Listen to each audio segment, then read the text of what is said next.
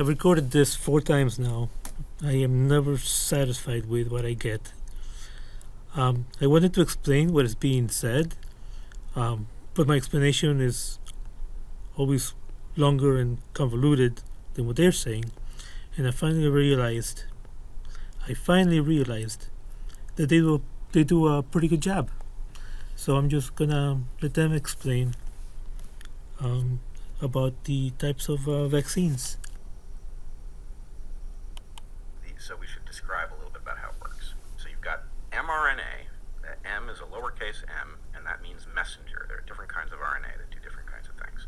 mRNA is the standard molecule that takes information from the DNA in your nucleus of your cells, transports it into the cytoplasm of your cells, the part outside the nucleus, and in the cytoplasm there are all of these RNA machines called ribosomes that take mRNAs specifically, and they translate them into proteins, which do all kinds of things.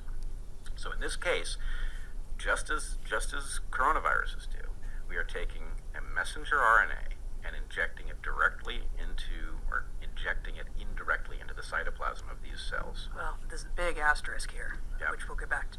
You tell this part of the story, then I'll get back to that. Okay, so you've got basically a lipid fatty layer that protects the mRNA, and this lipid fatty layer joins a cell, and that mRNA finds itself in the cytoplasm of the cell, and the ribosomes, discovering this mRNA, do exactly what they would do with an mRNA that was transcribed from the nuclear DNA, which is that they translate it into protein.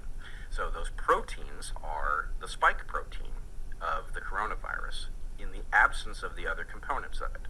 Those spike proteins are then found on the surface of the cell that has produced them, which makes them visible to the immune system.